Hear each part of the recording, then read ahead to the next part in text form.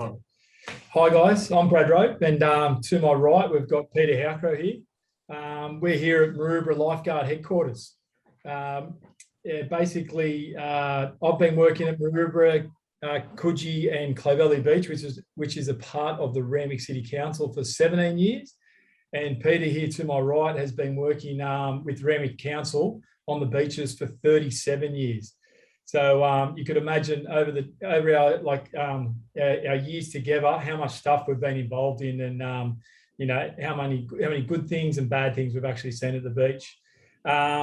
Today we're just going to basically talk about the Randwick Council beaches. We've got 3 patrolled beaches. I'm sure if everyone's familiar with the local beaches here, we've got Maroubra and Coogee Beach, which is patrolled all year round. So that's 365 days a year.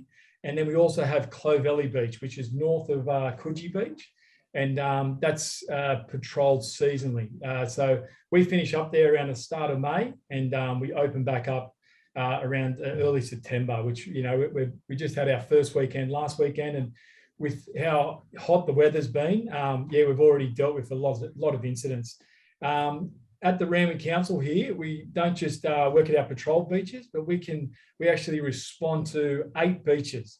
So south of Maroubra here, we've got Maroubra Beach, we've got Little Bay Beach, we've got Coogee Beach, we've got Frenchman's, and then we've also got Yarra Bay, which we can respond to via the road and also via our jet skis. I don't know if anyone watched the news last night, but we responded to an incident south of Wedding Cake Island, where we had 3 people in distress on a paddleboard, and we basically tasked both our Maroubra jet ski and Coogee jet ski to attend that situation due to the fact there was 3 people involved. Just some statistics from last summer. We had over 1 million visitors to all of our 3 beaches. And, we had close to 1,000 rescues that's just last season alone. Especially that 6 weeks of summer, as soon as school holidays finish in December and all through January, that's obviously our peak time. But even, during the, spring, autumn and winter, we're still getting in the water. Like this winter alone, I believe we've done over 50 rescues just with, people learning to surf that have lost boards, kids in rips and, close to shore and stuff like that. So today we're just going to show you basically how to stay safe at the beach. We've got a couple of videos here, but we're going to start with how to stay safe at the beach. So hope you guys enjoy. We'll see you soon.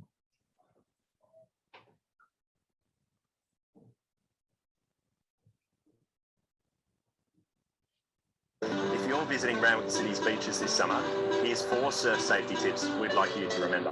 Always swim between the red and yellow flags. It's the safest bank on the beach. Always remember to read and obey the beach signs.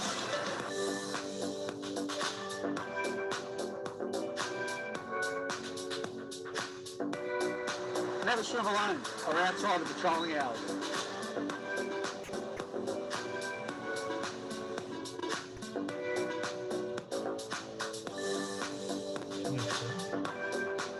If you get into trouble in the water, remain calm and signal for help by raising one hand above your head.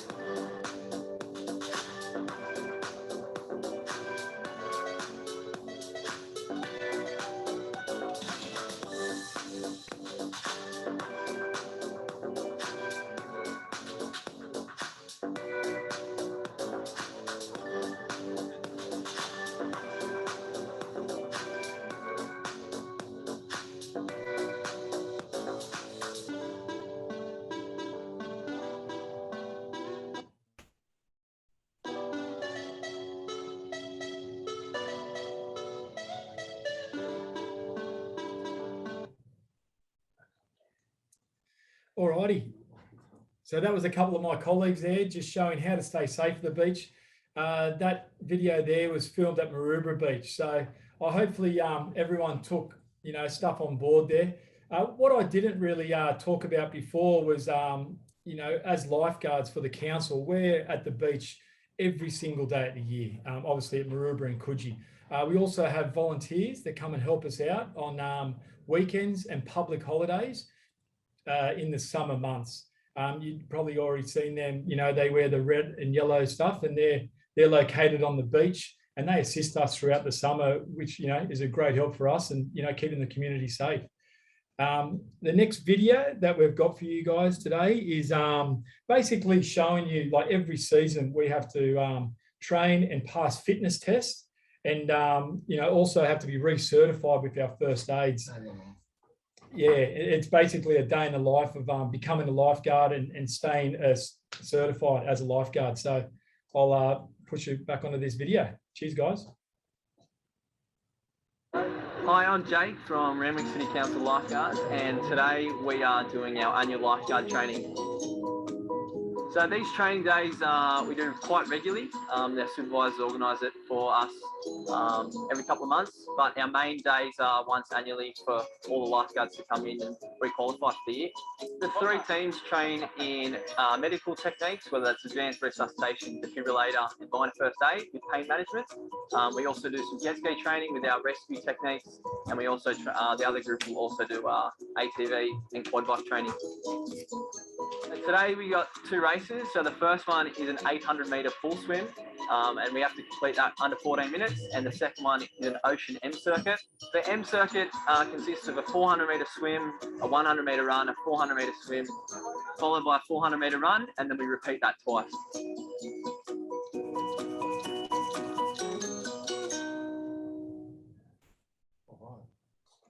Yeah, there you go. So, you know, it's a pretty intense sort of recertification that we have to redo every year. The fitness test we're basically doing 2 to 3 times if a you year, suffer from diabetes, just to make sure that we're or pre-diabetes, this might be keep going all year. So next, we're just going to show you our patrol beaches, just some safety tips. So first of all, we're going to show the beautiful Clovelly, which is a couple of beaches north of Maroubra here. So I'll let you enjoy that movie.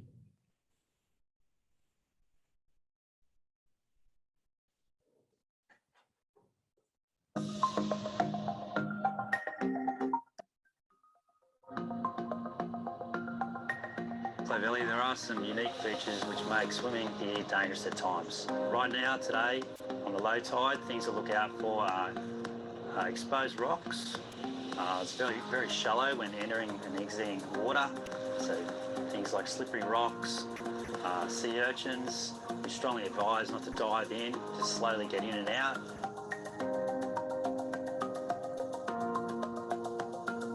Here at Clovelly, if you're not a strong swimmer, but you're not confident in using the steps, lifeguards strongly advise you use the beach entry, where there's less rocks, it's much easier to get in and out.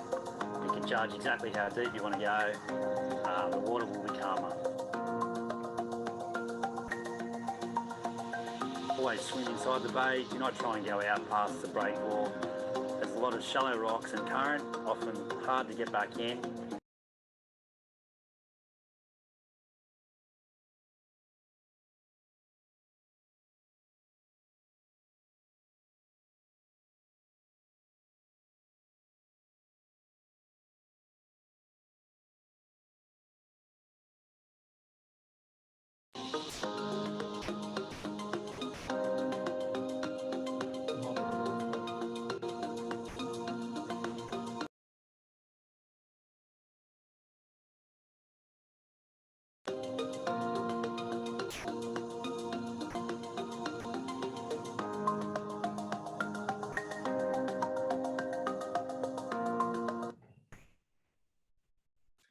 And there we go. First of all, just apology for the glitch. I don't know if everyone's getting that nice and good, but yeah, if there was a little bit of a glitch there, we apologise. Just before we move on to Coogee Beach, just with Clovelly Beach, I know, you know, in that video there, you know, we're talking about how there are dangerous areas there, and you might look in the background and there's, you know, nice calm conditions, and it looks like basically a big swimming pool. But at Clovelly Bay, it actually faces southeast, which is the same as Bondi. So when you get a big south swell, especially at low tide, you get a lot of swell coming in there, and it has to go out somewhere. So on the southern side of Clovelly Breakwall, it gets really tricky. And And to be honest with you, like, I know it looks calm, and you do have some beautiful days there, but you know, I think last season alone we did over 50 rescues. You know, and predominantly they were on that southern side of the breakwall there. So just be very careful when you go. Obviously, you got to remember that every day is different, and yeah, just you know, come and speak to the lifeguards if you've got any questions at all. Like, just another little tip: when the wind is blowing northeast, the Clovelly Bay does face south. So it's probably one of the most ideal beaches at the Randwick Council to come in a nor'easter. So that's just a little tip from you for you there from the lifeguards. Now we're going to turn our attention to Coogee Beach, and yeah, we'll have a little spill after that. Enjoy. Right, Brad, before we go, there was a question. All right. Yeah, we've got a question. How many times a year do you patrol? And also, how many lifeguards are there usually every year? Yeah, good question. Okay, so at Clovelly, yeah, we do finish our patrols at the start of May, and we start back up in September.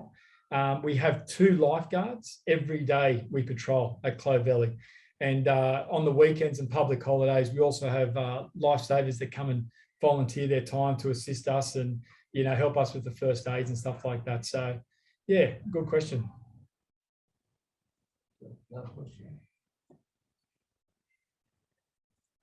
Beautiful Coogee Beach, a unique beach protected by Wedding Cake Island, but it is also notorious for its dangerous shore break. We, the lifeguards here at Coogee, want to ensure you have a good summer and a safe. He's nailed that. That's our lifeguard, Luke, at Coogee Beach there. He's nailed that. You really got to watch out for the shore breaks there. You don't have as big waves at Coogee due to Wedding Cake Island. That stops a lot of swell getting in there, but it does have a nasty shore break. So we're going to move on to Maroubra now, and yeah, enjoy the video.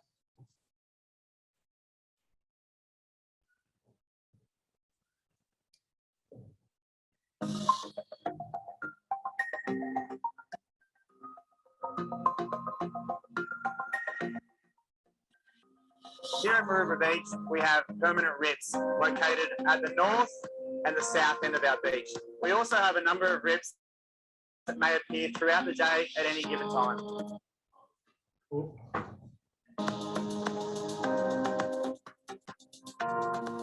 Here at Maroubra Beach today, we have a perfect example of a fixed rip. Dark and deeper water that may appear calm, but actually we have a strong current that runs shoreline to sea.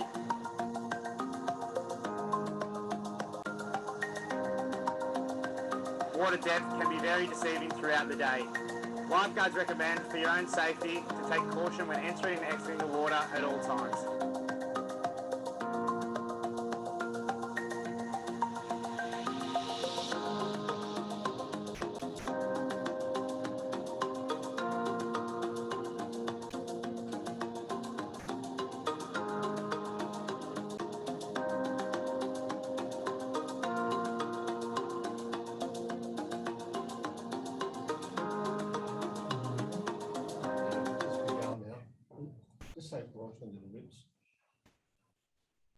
Brad, yeah. Could you show there's been a question. Can you show the Coogee one again? Because I didn't hear it. It was on mute. Oh, okay. All right. Yep, no drama at all. Stand by.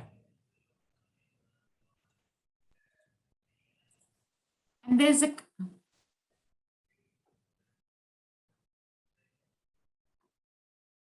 Welcome to the beautiful Coogee Beach, a unique beach protected by Wedding Cake Island, but it is also notorious for its dangerous shore break. We, the lifeguards here at Coogee, want to ensure you have a good summer and a safe summer. So we ask that you follow 3 simple rules when you come to Coogee. First, check your conditions. We're here for 7 days a week, 365 days a year, 12 hours a day. So we know our conditions. So we will always have signage erect for that specific day. You'll see dangerous shore break signs, dangerous current signs, and flagged areas which are safe for swimming. Secondly, when entering the water, we ask that you do so nice and slowly. It can be shallow here at Coogee due to the sandbanks, so we ask that you take it slow and edge your way into the water nice and easily. And third of all, when diving into the water or body surfing, we always want to make sure that we are riding those waves or diving into the water above waist depth. So we just ask that you follow those 3 simple rules and enjoy yourself when here. There we go. So yeah, once again, you know, what Luke said there was perfect. Yeah, it's a real dangerous beach there, Coogee, especially when there's a little bit of swell. The shore dumps are really harsh. So just be very careful when entering and obviously leaving the water. Just before we go to Dr. Rob Brander about all these rips, we just, you know, just recently we've just received 4 drones, basically not just to you know, help with our rescues, but also to check on marine life here at Maroubra Beach. So we've got a couple of quick videos just to show you some of the marine life that was spotted in the last couple of months. So I'll put a video on now of a whale that we sighted and come so close to shore.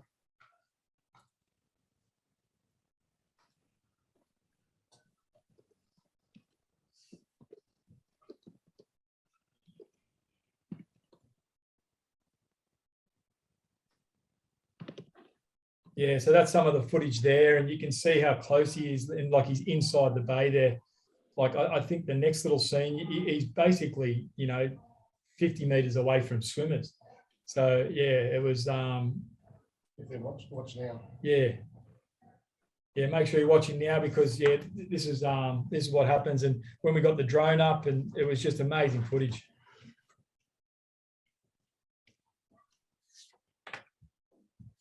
You can basically, you know, see how it starts feeding.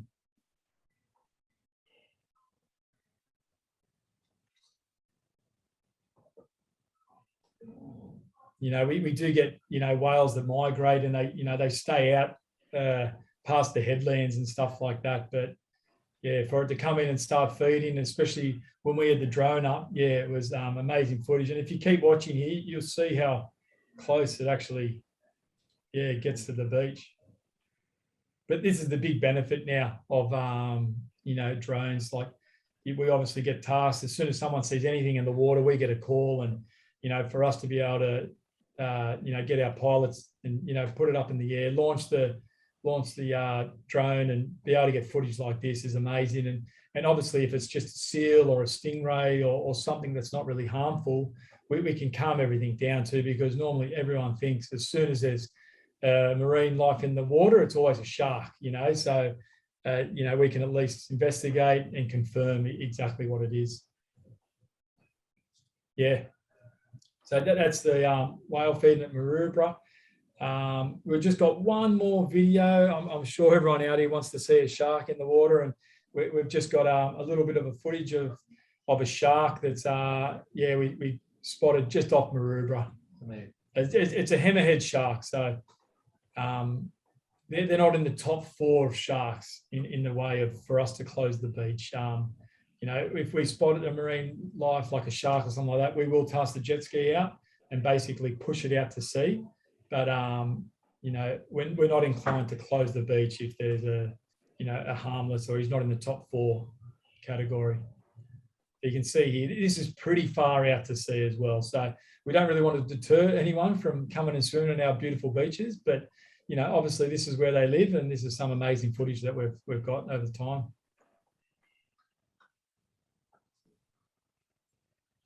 Yeah.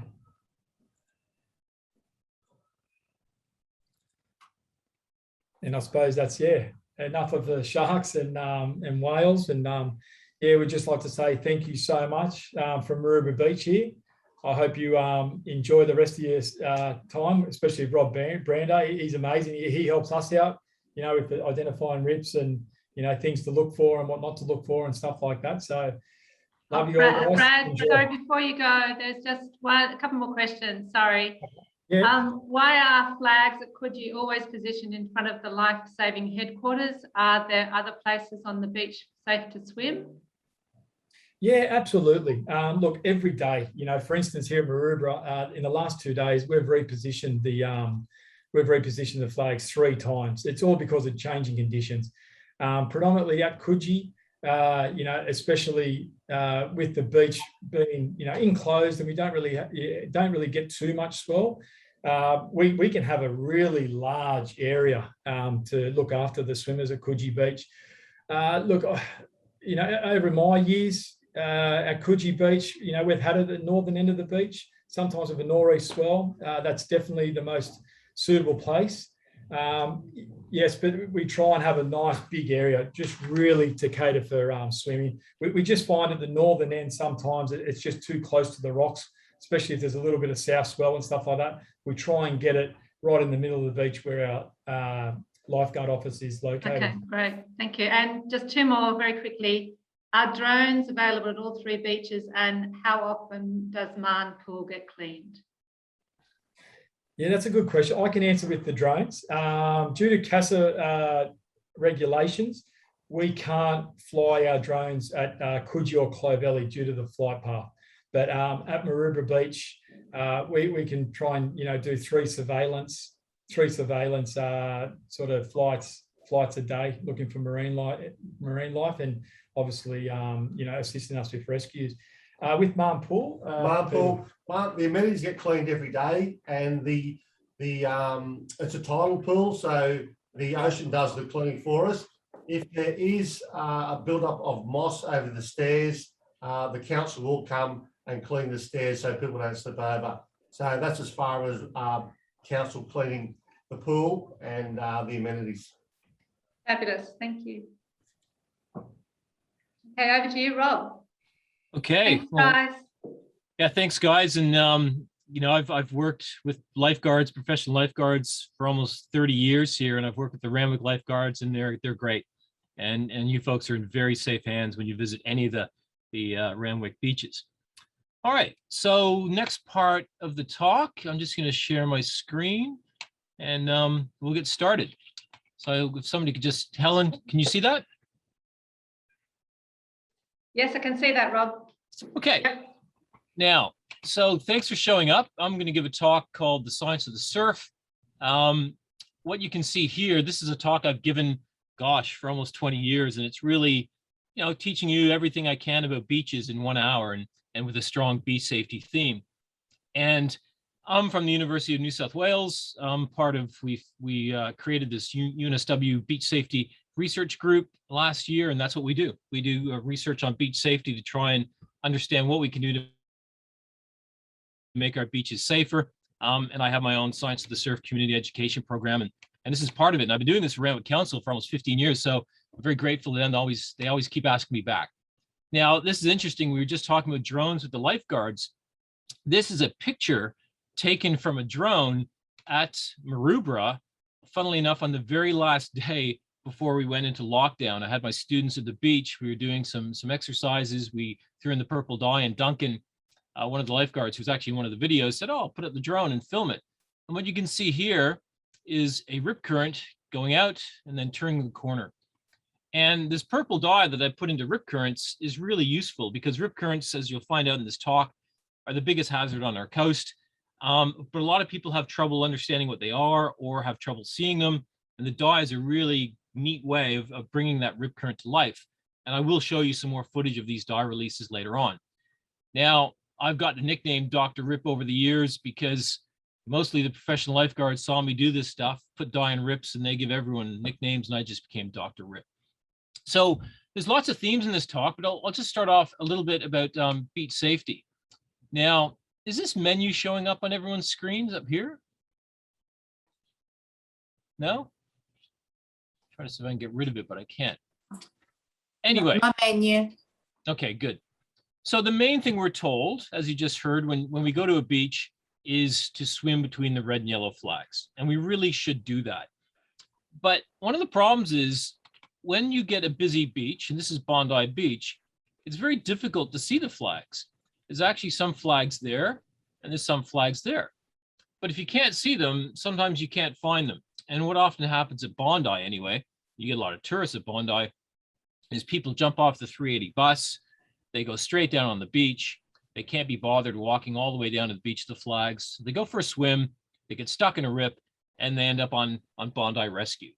And there's almost a permanent rip current at Bondi called the Backpacker Express. And they call it that because it's always taking backpackers offshore. So the flags are great, and we should swim between them. But one of the things about the flags is that they don't really tell you what is going on outside of the flags. You know, why shouldn't you swim outside of the flags? And that's where we get to this sort of situation. Our beaches in Australia are phenomenal. We have the best beaches in the world. We have every single type of beach you can imagine, but not all of them are patrolled. And that's the problem. We have 11,000 beaches in Australia, but less than 5% have lifeguards and red and yellow flags. And this is a beach just south of Sussex Inlet. In the summer, tons of people on the beach, no flags, no lifeguards. So it's not surprising that every year, on average, we get 100 people drown along our coast. And if you throw in lifeguard rescues and lifesaver rescues, there's about 10,000 people getting rescued. That's a lot. Now, most of those drownings occur on unpatrolled beaches or more than a few kilometers away from where the lifeguards and life-saving services are. So flags are great, but they're not everywhere. So my motivation for giving this talk is that, flags are not enough. My philosophy is that if you really want to go to a beach, whether it's patrolled or not, to be safe, you really need to have a basic understanding of how beaches work. And I call this talk The Science of the Surf. And I think a lot of people get scared by the word science. But the things I'm going to talk about today, it's fun. It's surf science. It's about waves. It's about surfing. And the things I'm going to talk about are quite simple. It's not rocket science. And hopefully you'll get a lot out of the talk today so that you are safer when you go to any beach. Now, this is interesting. We just saw a nice footage of a hammerhead shark. I often give this talk to primary school kids, little kids. And I always show them this slide. And this is a famous slide off the internet. And I say, is the beach dangerous? And I ask them, what do you think that is? And they all put their hand up and they go, it's a shark. And then I say, well, actually, this is a famous picture. It's actually a dolphin. But then I say, well, okay, we all think it's a shark. How many people do you think are killed every year by sharks in Australia? And there's always some little kid that puts his hand up and says, oh, 10,000. And then I say, well, no, actually, it's only 1 or 2. And they go, oh. And then I say, well, 21 people drown in rips every year. So what do you think is more dangerous, sharks or rip currents? And then they go, okay, rip currents. It's very, very, very rare for a shark bite fatality to occur. Last year, I think we had 4, which was a very bad year, but you can go several years without having any.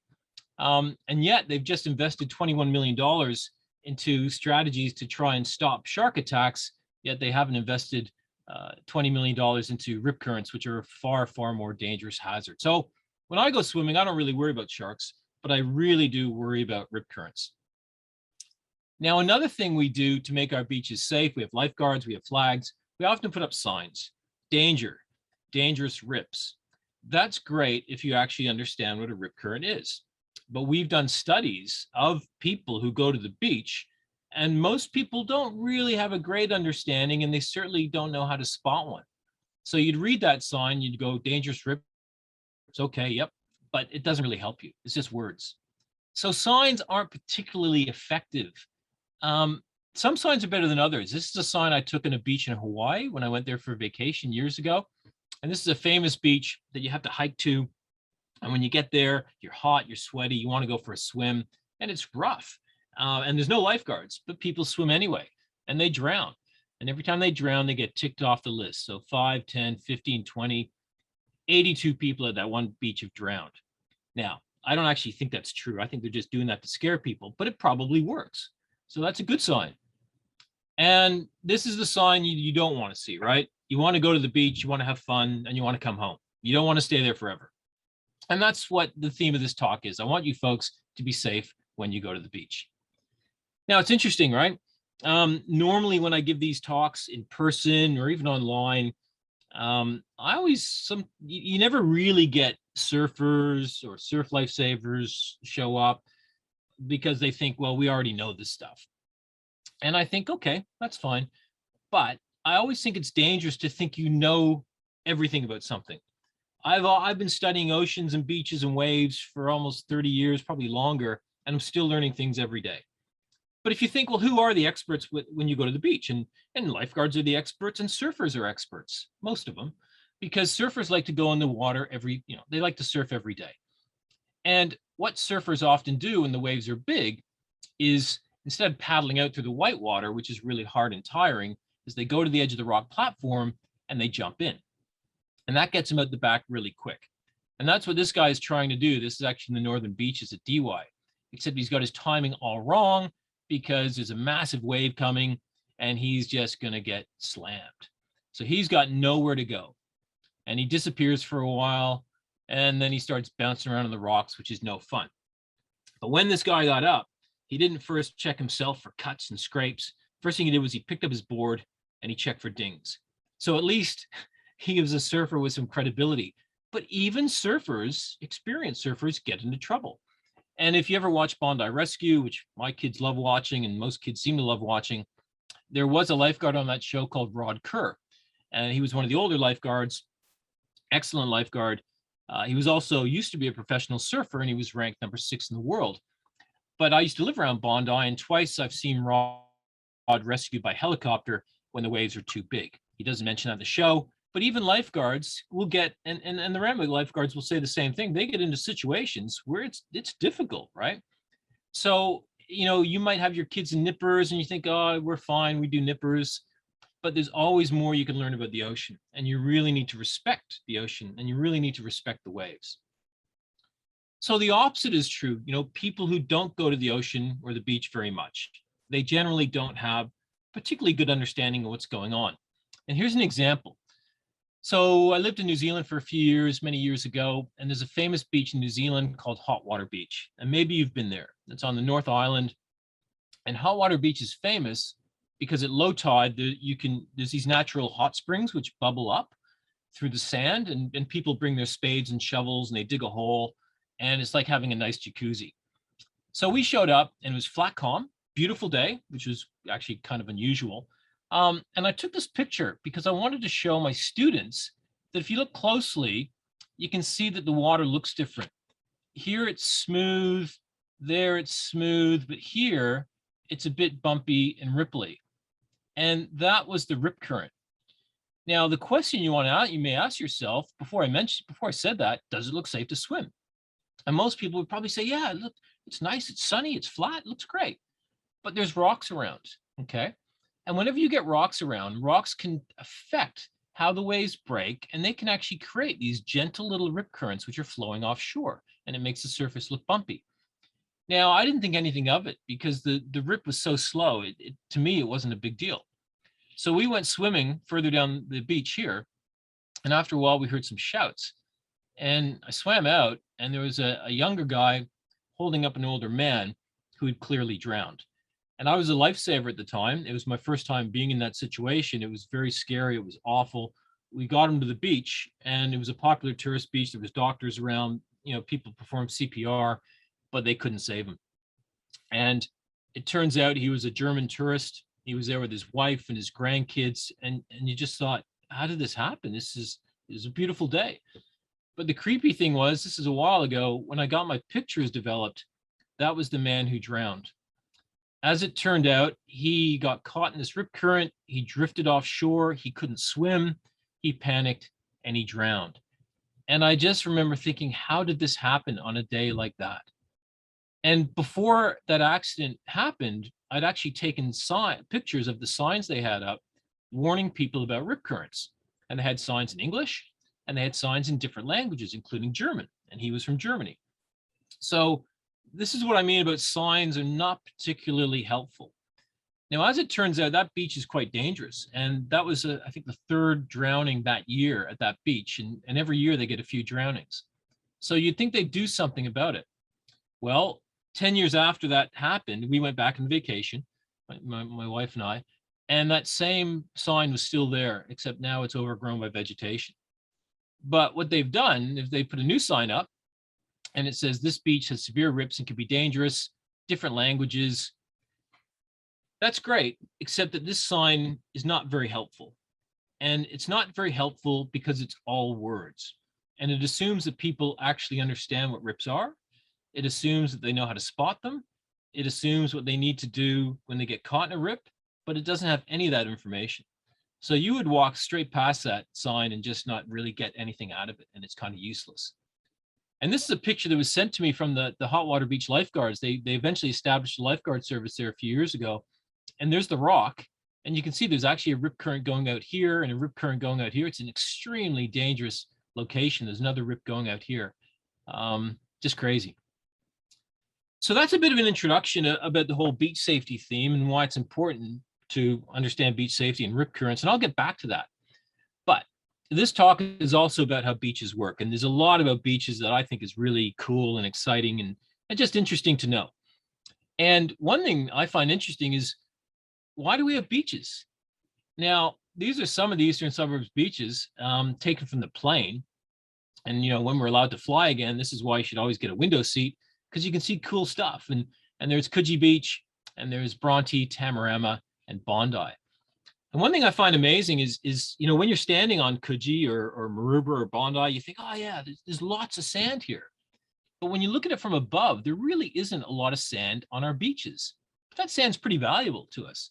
So one interesting question is, well, where does the sand come from?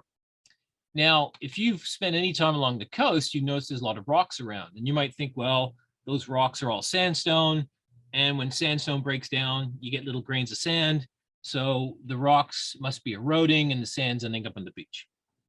Well, that's sort of true, because these sandstone rocks are actually really hard, and they don't erode very quickly. So today, there's hardly any sand coming from the rocks onto the beach. So how did they get there? How did the beaches form? Well, you have to go back a long time. You have to go back 18,000 years. Now, 18,000 years ago, the Earth was experiencing an ice age. So the Earth was colder. And what that meant was that there was less water in the ocean because it was taken up as ice at the two poles. And if you'd been standing here on Coogee 18,000 years ago, the sea level was actually 120 meters lower than it is today. Imagine dropping the ocean 120 meters.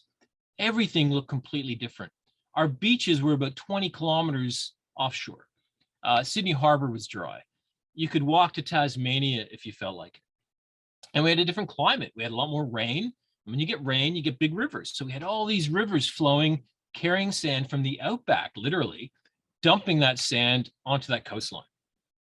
And then, just like we think is happening today, the Earth started to heat up, the ice started to melt, and the sea level started to rise.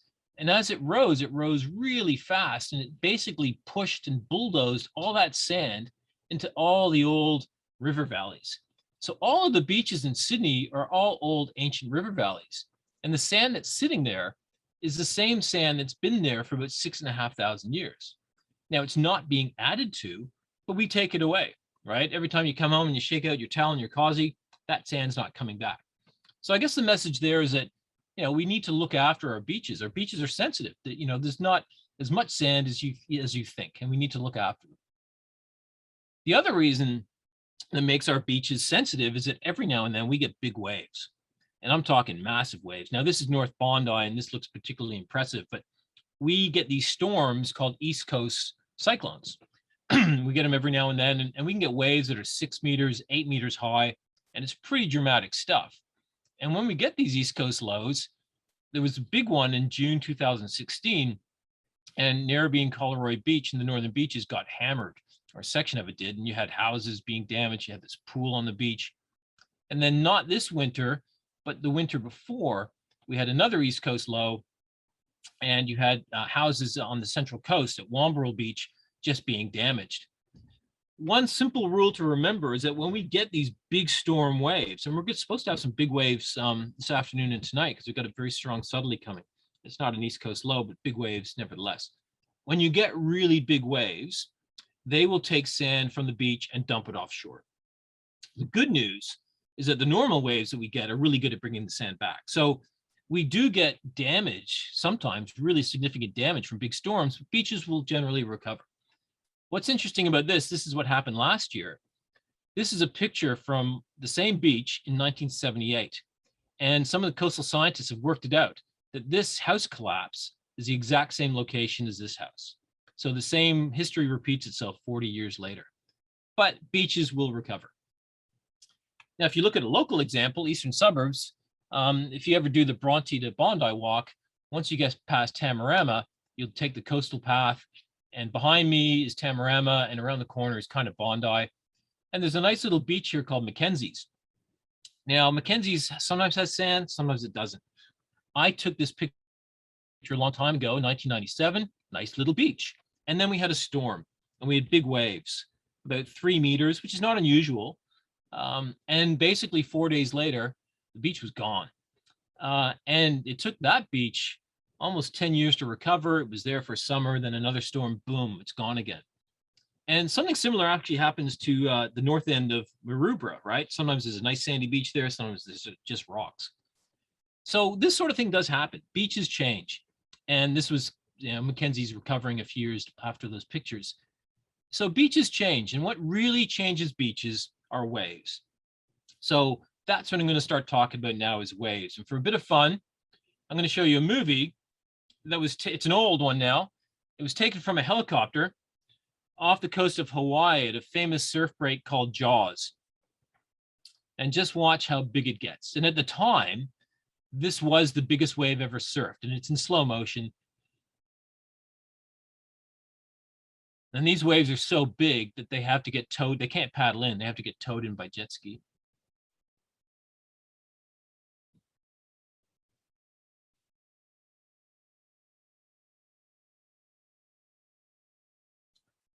Now that's pretty big.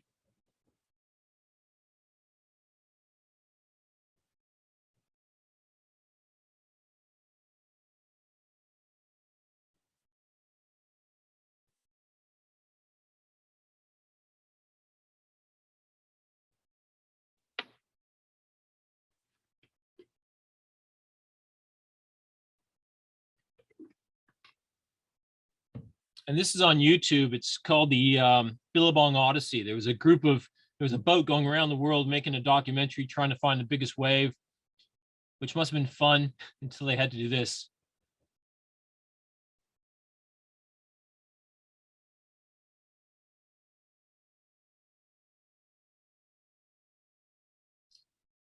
And then it ends. But he made it. The jet ski goes in and picks them up. And that was the biggest wave ever surfed. And they estimated it was about 23 meters high, which is massive, until they started surfing these waves in Portugal, in the North Atlantic. And this is a surf break in Portugal called Nazaré. I think that's how you pronounce it. And this wave here was massive. This was estimated to be 32 meters high. And the way they estimate wave height, the proper way to estimate how high a wave is every wave has a top, that's called the crest. Every wave has a bottom, that's called a trough. And that vertical distance from crest to trough is the wave height. And so they estimate it was 32 meters. This person here is called Garrett McNamara. He's an American big wave surfer. And if you type on YouTube, Garrett McNamara interview, it's quite entertaining because it's quite clear that he's insane. And you'd have to be nuts to ride these sort of waves. Nowadays, when they do it, they have to have these sort of life jackets that if they wipe out, they can pull a cord and it inflates and brings them to the surface, but incredibly impressive. Now that's about as big as waves get in the ocean, period. That they don't really get any bigger than that. But what's really interesting about waves is that the same thing that makes a giant wave like that can make little itty bitty tiny waves like these. So what's interesting about waves is that most of the waves you see when you go to the beach, they're formed by wind. When the wind blows, you get waves. But there's three things about the wind that's important. One is how fast does the wind blow? The faster it blows, the bigger your waves will be. The second thing is how long does the wind blow for? So if it blows for a few minutes, nothing will happen. But if it blows for a few hours or a few days, you will get big waves. And today, right, like yesterday, I don't know if you went to the beach at all, it was a beautiful day, flat calm. It was pretty flat where I live. Gentle, nothing. And then boom, today we've had this really strong southerly wind kick in, crazy strong, and the waves are growing and growing and getting bigger and bigger and bigger.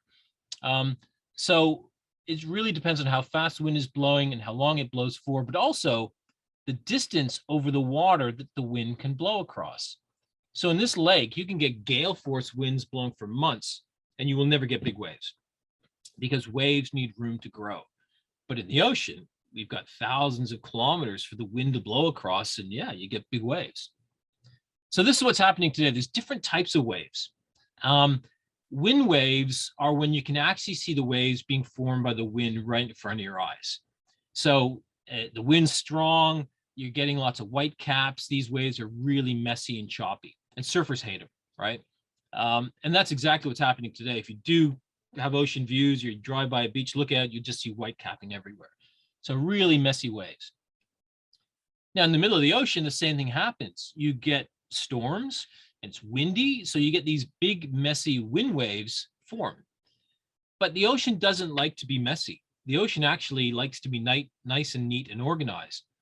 What starts to happen is all these waves have energy now from the wind, and they start to travel in all different directions. And the further those waves travel, the more they organize themselves into what we call swell waves. So when somebody talks about swell, these are waves that are nice and clean, all right? They're very clean. The distance between them is much longer and bigger. They've been formed by wind, but they've traveled a long way. So they may have traveled thousands of kilometers, right, to get to the beach. Now, we've almost always got swell waves on our coastline coming from different directions. But if it's a windy day like it is today, you're going to have wind waves on top of the swell. So you can get a mix of both conditions. But there is a difference between swell and wind waves. And then, of course, waves will eventually break at the shoreline. And this is where it gets interesting to us, people who swim, people who surf, because if you look offshore, the ocean looks pretty flat. But as the waves approach the shoreline, their shape changes, they get steeper, they get bigger, and eventually they break. So what's going on, right? What's going on that makes them change their shape and finally break? Well, what's underneath is really important. So when you look at waves, most people think that the water is sort of moving along with the wave, giving it that wave shape, but it's not. That's just the energy traveling through the water that gives the wave its shape. It's like light waves or sound waves or the Mexican wave at the cricket. It's just energy moving through something. The water particles, believe it or not, are trapped in these circles underneath the wave, and they go forward with the crest, back with the trough, but they don't really go anywhere. But when the waves go from deep water to shallow water, those circles, the water in the circle starts to hit the bottom, and that slows the wave down. So as the wave goes from deep water to shallow water, the wave physically slows down, and to make up for that, it gets steeper and bigger, and finally it gets so steep it finally breaks. So what's underneath is really important. What's the shape of your beach? Do you have any sandbanks? Do you have any rocks? Do you have any reefs? All of these things are going to make your waves break in different ways. And some are really safe and some can be quite dangerous. So the most exciting and probably the most dangerous type of breaking wave is what we call a plunging wave. Now, these are also called dumpers or barrels or tubes. They're all really the same thing. But not all waves break like this. What you need is a situation where you got a wave coming in from very deep water to very shallow water over a short distance. And when that happens, the wave steepens so fast that you start to see those circles of water that I was talking about. So if you've got a steep beach, you're going to get a big, nasty shore dump. If you've got a sudden drop off with a sandbank or a rock reef, you're going to get these dumping, plunging waves. And as Brad, the lifeguard, mentioned, right, Coogee Beach is notorious for its shore dump. And it can be quite a dangerous beach. And I've got a student who's studying spinal injuries on beaches around New South Wales, and Coogee Beach is number one by a long shot for spinal injuries, just people getting dumped. So they're dangerous waves. Surfers love them, right? Surfers love to get in the barrel.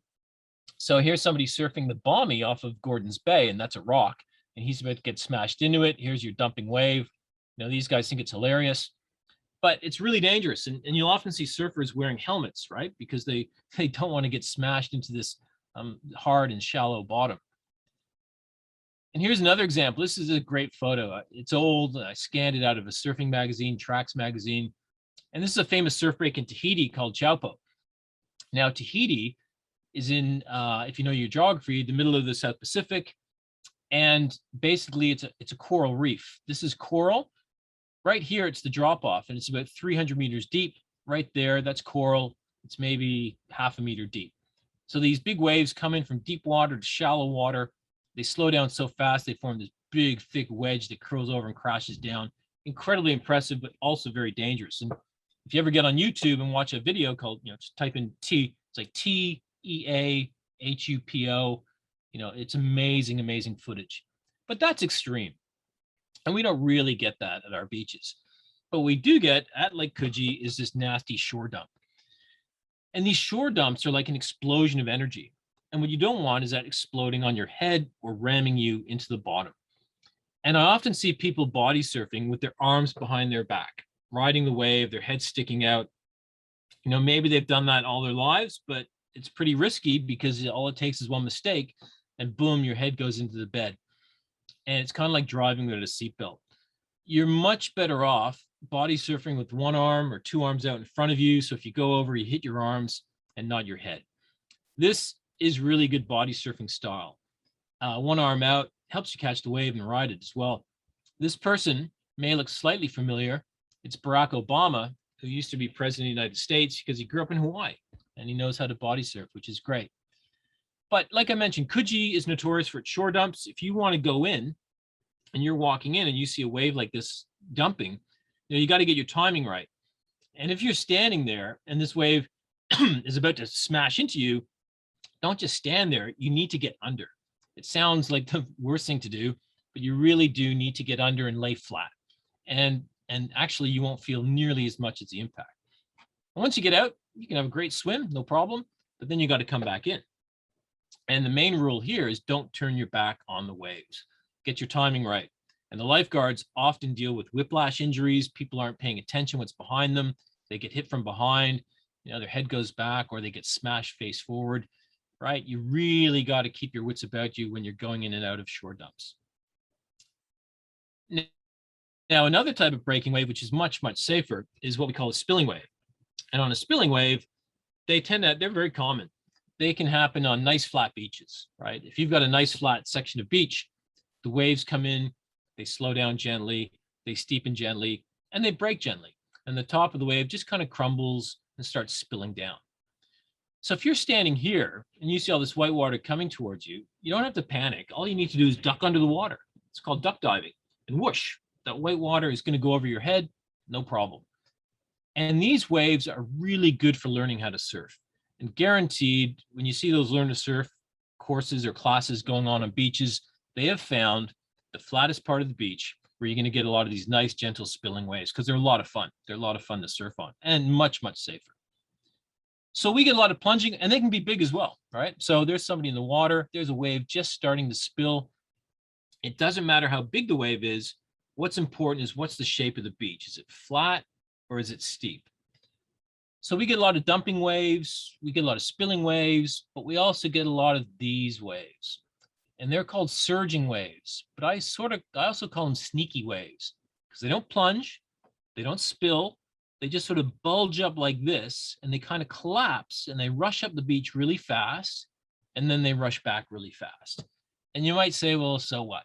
But this is what happened. This is what can happen on some of these surging waves. I'm going to show you a movie I took again from this vacation I had in Hawaii years ago.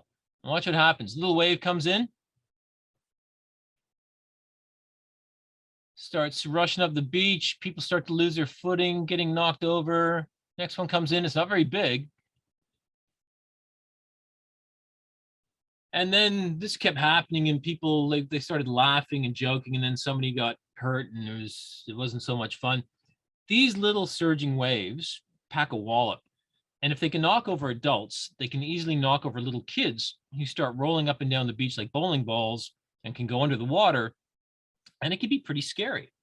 So the message there is, especially for parents, never take your eyes off your kids. It might look safe, but these are quite common and they pack a wallop. So always keep your eye on your kids. And then just to finish off with waves, this is quite exciting. It's a bit dramatic, but this does happen, especially around our coastline, because this is a cliff. And we've got plenty of cliffs and rocks and headlands all up and down our coast. Now, what's happened here is you've had a very big wave come in. It's hit that cliff. It's got nowhere to go. So it's bounced back out. So now you got a wave going this way. Meanwhile, the next big wave comes in and they slap together and they form this giant wave. And he's running away, which he should, because you really do not want to be there. That is extremely turbulent and dangerous and nasty. So when the waves get big, you don't want to be anywhere near rocks on the beach. Rock outcrops, you don't want to be near the rock platforms. You don't want to be anywhere near rocks. It's really, really dangerous, okay? But we do have a lot of rocks. And these things here are very common features. This is off of Waverly Cemetery, but it's what we call a rock platform. And they're kind of cool. You can go down at low tide and do explore the marine life. In fact, the council offers rock pool rambles under supervised conditions. But a lot of these rock platforms, they stick out in the ocean, so they're exposed to big waves and they can be slippery, and people can fall in quite easily. But it's difficult to get back out because of all this turbulence that's going on. And for that reason, Australia's most dangerous sport is rock fishing, because rock fishing is sort of like a now you see them, now you don't activity. People get knocked over, they can't get back out. And often typically maybe 15 to 20 people drown rock fishing every year. There was a terrible summer this year, especially down south of Wollongong, where we had multiple people washed off the rocks. And I think they've made it the law now that you have to wear a life jacket when you go rock fishing, but it's very difficult to police. So it really comes down to common sense. And there's, we try and put up signs. This is actually in Randwick, warning people about how dangerous rock fishing is, but it's common sense. And you should never go when there's big waves. You should never go alone. You should never go at night, and you got to have a flotation device, wearing a life jacket.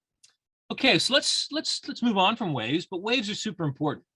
So when waves break, right, they play a very important role. So after they break, they do a few things. So out here in deep water, remember the water is trapped in those circles. It's not really going anywhere. But when the waves break, they start to bring in water, and all this white water is moving towards the beach. Now, it can't pile up in the beach all day long. It's got to go back offshore. And that's where we get these things called rip currents. So rips are strong, narrow currents that flow from the beach offshore. And they're there to take all that extra water back offshore. Now, another way to think of them is they're like rivers of the ocean. We all know what rivers are. Rivers sit in channels between banks, right? Well, most rips do as well. Most rips sit in a deep channel between shallow sandbars. Not all, but most. And one of my goals of this talk is to get you thinking and teaching you how to spot rips. Now, this is Maroubra Beach. There's a lot of white water, except here. There's a nice green gap.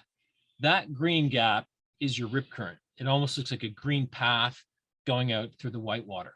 That's probably the best way to start looking for rips. The other thing about rip currents is to think about where they occur. Not every beach in the world has rip currents. You need beaches with lots of waves like this, and also beaches with sandbanks and sandbars.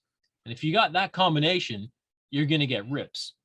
And they're like a machine. As long as the waves are breaking, they're bringing in water, it piles up, and then it finds that channel, and it's just like a machine.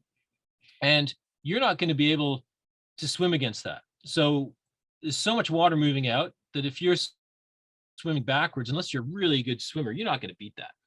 So any beach around the world where there's breaking waves and lots of sandbanks is going to have rips. Now, in terms of understanding them, so two things really to remember about how they form.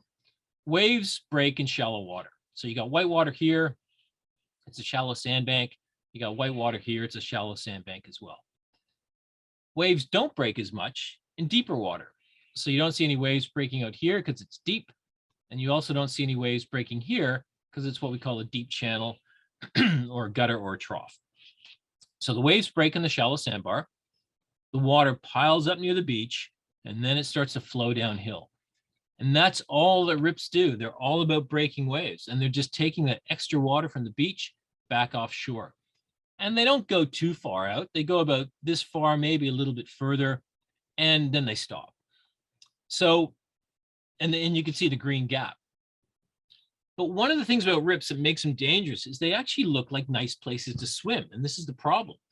Every year we'll get a family from the country or a family from overseas. They'll go to the beach and they don't really understand rips or beaches and stuff, which is fair enough. And they'll say, where should we put the kids in to swim? Well, that looks nice and green, clean and calm. That looks nasty. That looks nasty. So let's put them in here. And off they go.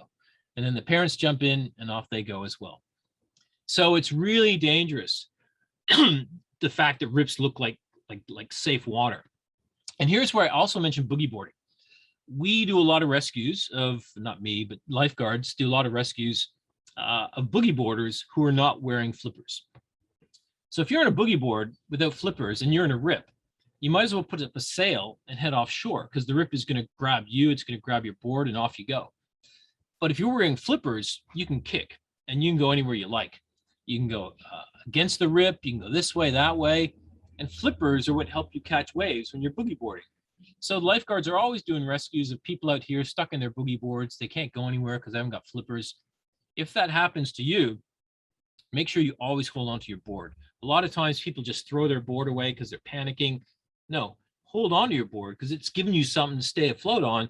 And then you put up your hand and you signal for help from the lifeguards or from another surfer. But please don't boogie board without flippers. It's a really good investment. So let's talk a bit more about rips. I mentioned I want you folks to know how to spot a rip. So how can you spot a rip? Well, it helps to be in an airplane looking down to the beach, but that's not going to happen. But having a little bit of elevation really does help. So if you're at the back of the beach, at the parking lot or headland or sand dune, and you're looking down, what you're looking for is these dark gaps. And you can see them much better with a little bit of elevation. They're really much harder to see from the shoreline. And you can also remember this saying, white is nice, green is mean. So white water is nice because it's shallow, you can stand up, right? And that water is bringing you back to the beach. Whereas these green gaps are deeper water, which means it could be a rip or it could be over your head. So that's a good little saying to remember when you're looking up and down the beach. You're looking for these dark green gaps, okay, between these areas of white water. The other thing is that, the rip is bringing water offshore, but the waves are bringing the water towards the beach. So the water comes together and it gets bumpy and ripply, just like in that picture I showed you of the man who drowned. So you're looking for that. And rips move things. They move sand, bubbles, seaweed, jellyfish, people. So I can't emphasize enough, when you go to any beach, right, you need to spend a few minutes looking. And there's different types, and you should be aware of the different types. The types I've been showing you is probably the most common. These are rips that sit in these deep channels, and they look like these dark gaps, okay?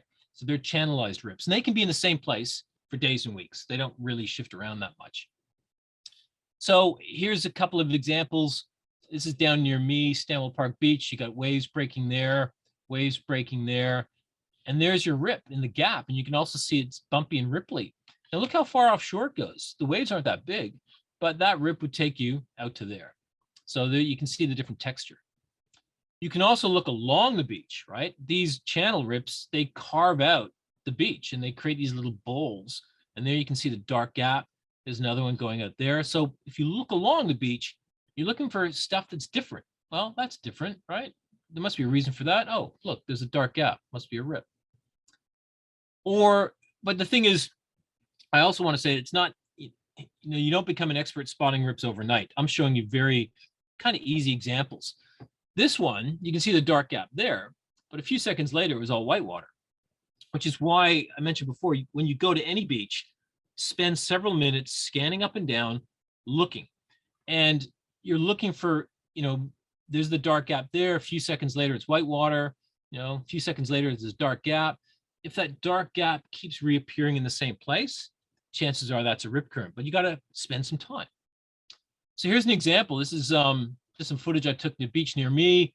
This is from the sand dune. I'm looking up and down the beach. There's a lot of white water, but look here, there's a dark green gap and then it curves offshore.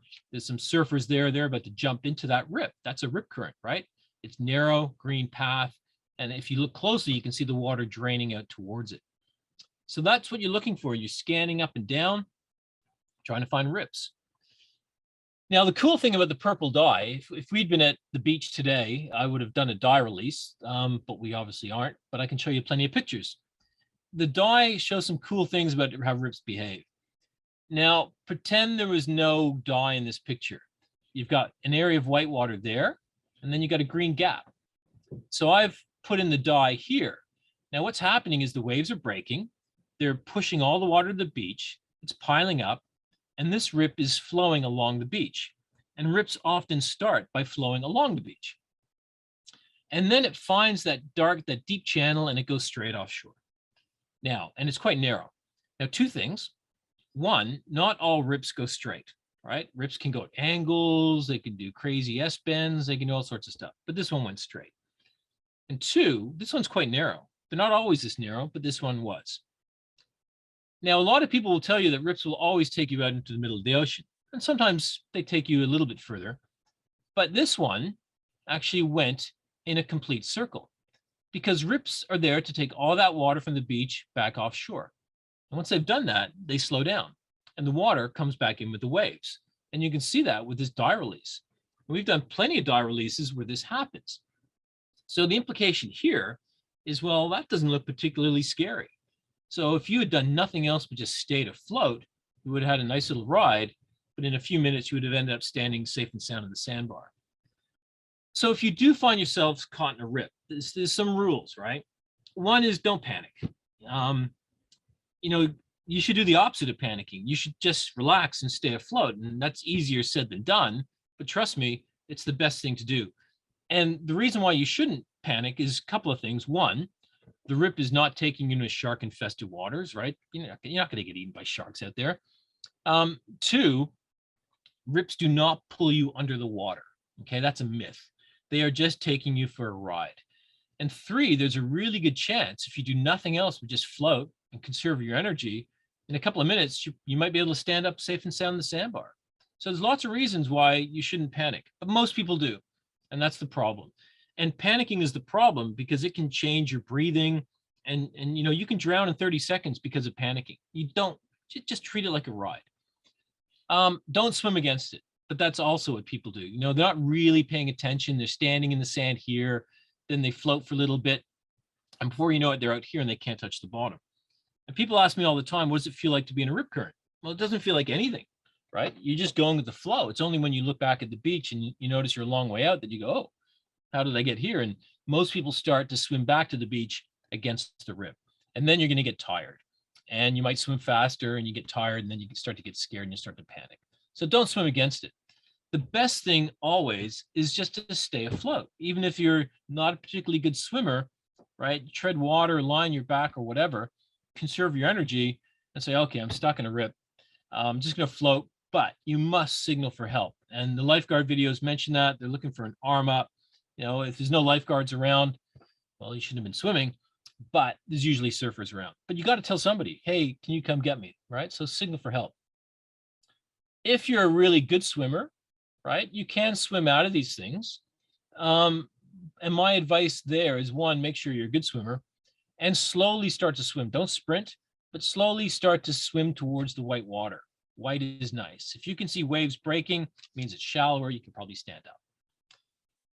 But remember, these things are not evil, okay? They're not trying to drown you. If you sort of understand what they're doing, they're taking you for a ride, there's people around, just float and you'll be okay as long as you signal for help, all right?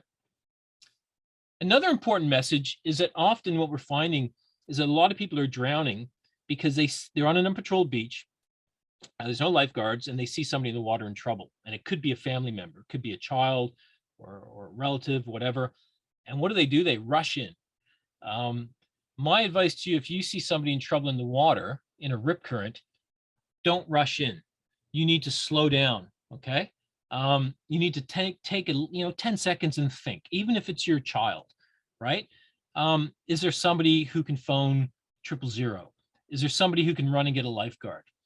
Is there anything on the beach that floats? Is there a boogie board, a ball, an esky lid?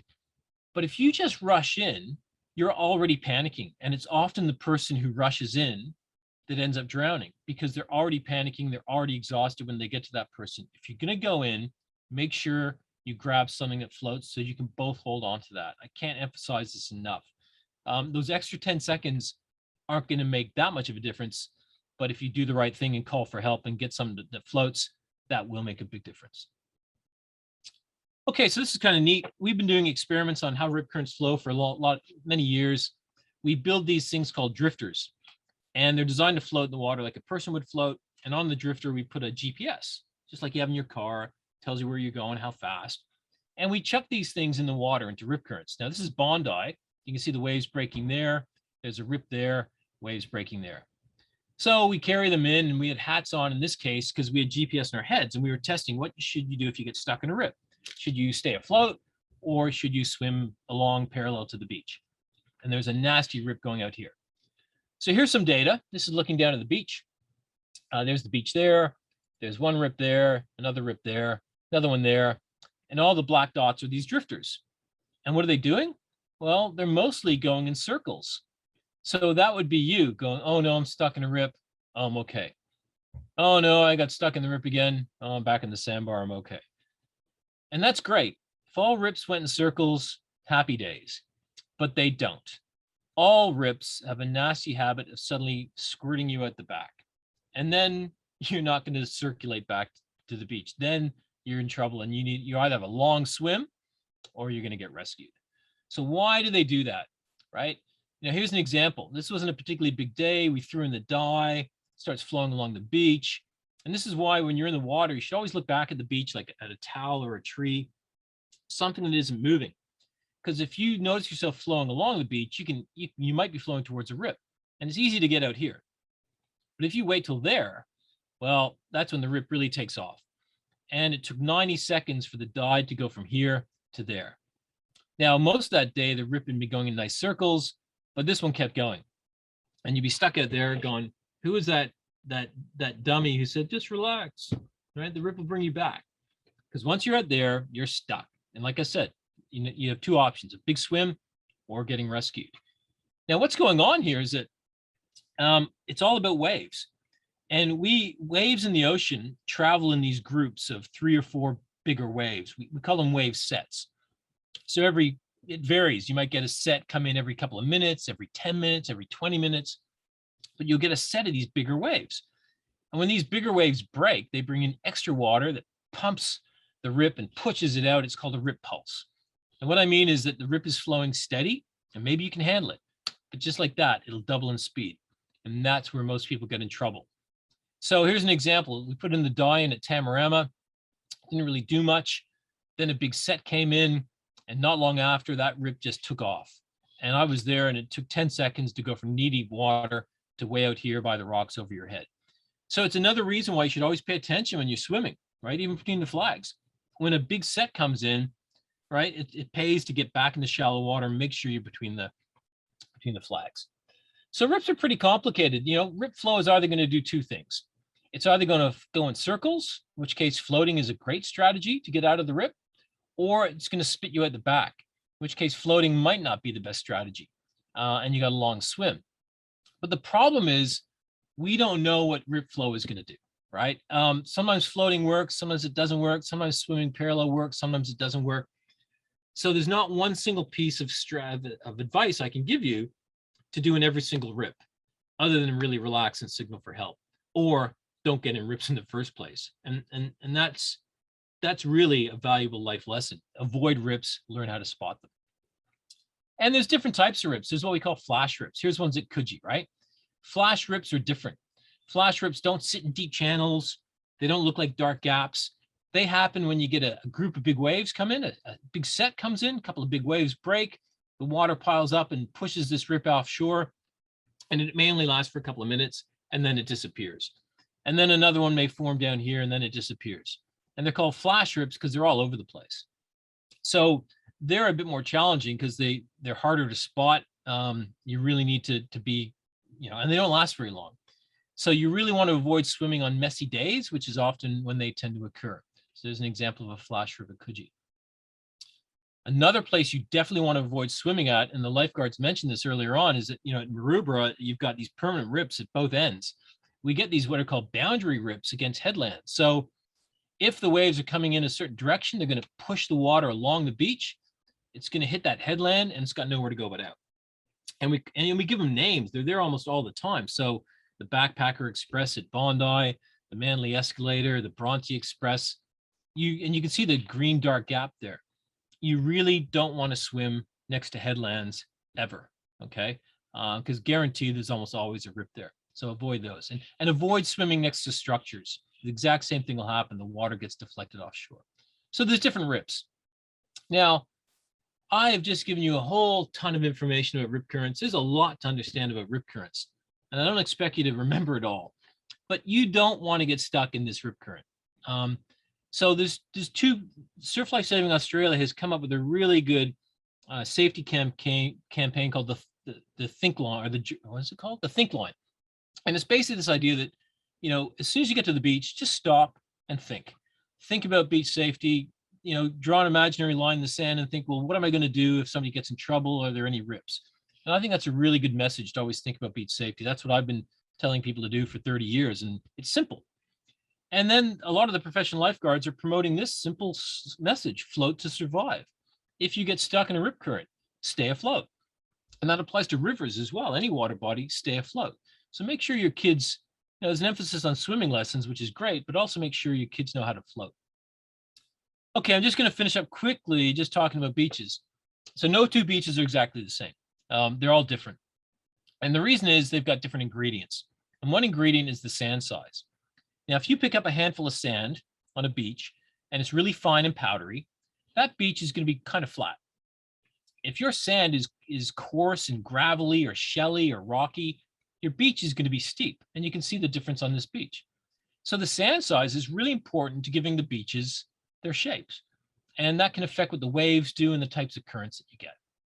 The second ingredient is wave height. Some beaches always get big waves, some beaches get small waves. This is Palm Beach, where they film Home and Away, Sydney's northernmost beach. Now the sand is exactly the same on these two beaches, but they look totally different. Because this side, the ocean side, or the surf side, always gets big waves. And big waves are really good at making a nice big wide beach, lots of rips and sandbars. Whereas the bay side only has small waves. And small waves can't move much, so you have a very steep and narrow beach. So it's really your sand size and your wave height that creates different types of beaches. And I won't go through the classification, but if you have a beach that is wide and flat, this is in Tasmania, a place called Stanley. If you have a wide flat beach, you don't really get any rips because the waves are breaking everywhere. The white is nice, right? And on this beach, the water's coming in everywhere and it's going back everywhere. And you really don't get rips. So if you can walk along a beach and you can spot 1, 2, 3, 4 lines of unbroken waves, that's a nice flat section of beach. You might not like breaking waves, but there's no rips along that section of beach at all. Or let's say you go to a beach that's behind an island, or it's protected, or it's in the harbor, and it only gets small waves. These beaches tend to be steep and narrow. This is on the Central Coast. This is in New Zealand. And on these beaches, the waves come in, they break up, down, that's it. You don't really get any rips. You might get a shore dump. So these two beaches, flat beaches and really steep beaches, rips aren't a particularly big issue.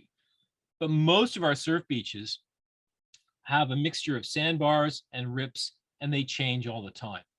And here's an example of a rip current here, and there's another one going out there.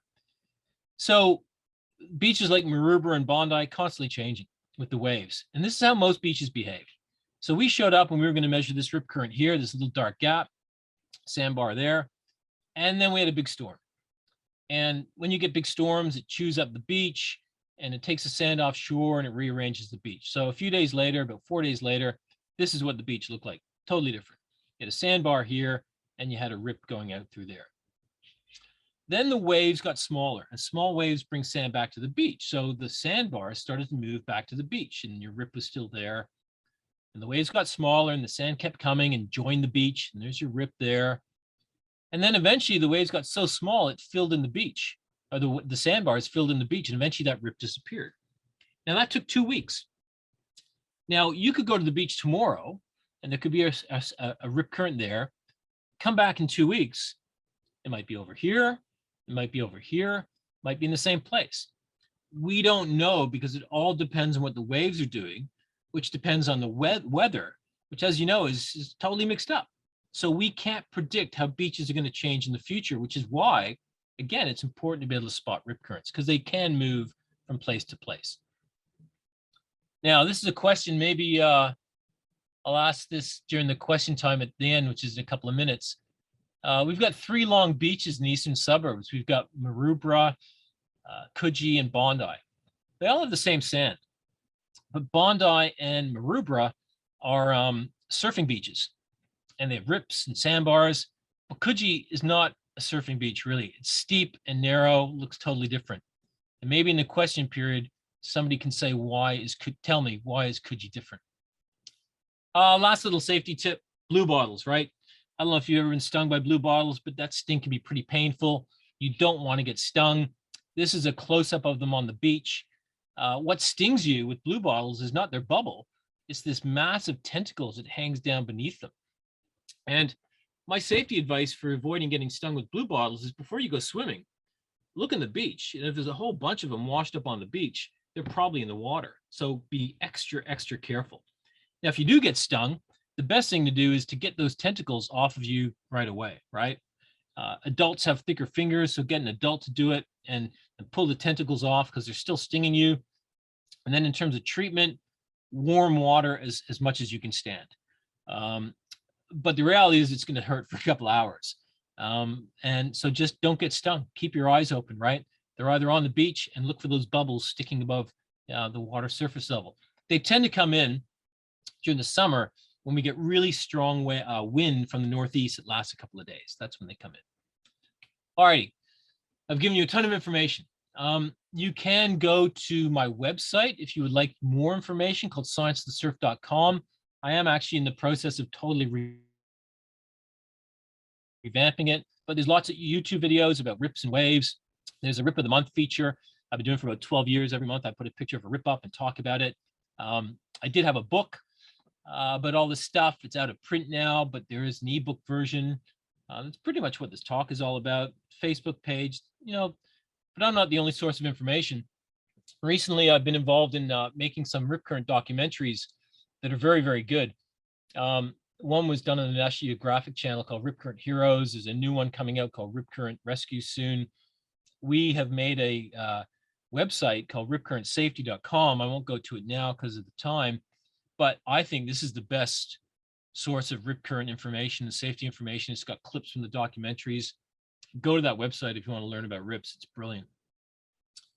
And now to finish off, I'm going to show you a dye release. Okay, we can't go to the beach, but I've done plenty of dye releases.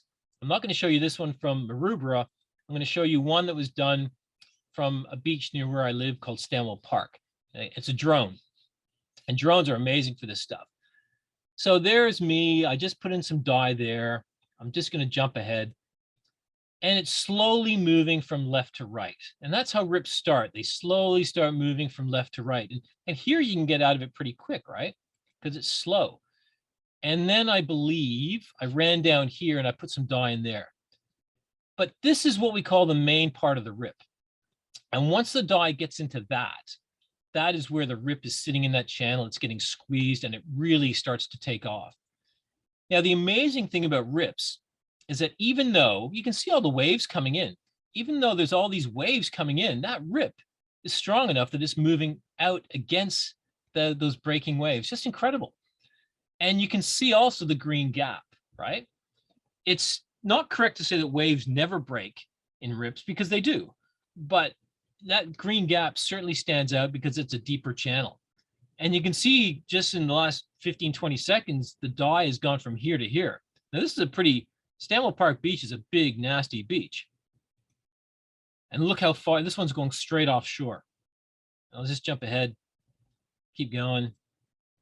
It's gone almost 200 meters offshore and it's still going. Now, the waves were reasonably big, but not unusual. Right, there you go. If that had been you, that would be where you ended up. Floating, right, might not feel like the right thing to do, but this beach has lifeguards and it also has a lot of surfers. So there's people there who could save you, but very impressive dye release, that one. Okay. Oopsie. Rob? Yep. We might have to get moving because it's nearly That's it. 3:30. Okay. We've got about 16 questions and I don't think we're going to be able to handle them right here, right now. So what's the suggestion? Should we email the answers to everybody? Yeah, we can try, or maybe we can or create a document maybe or something like that. Yeah, okay, let's do that. Is the Zoom session gonna stop at 3:30? It might. That's what I'm concerned about. Okay. Yeah, sorry about that, folks, but yeah, it would have been a bit long there. Sorry about that, but I'd really like to thank you for showing up and thanks to the council for sure. I think hopefully you learned something.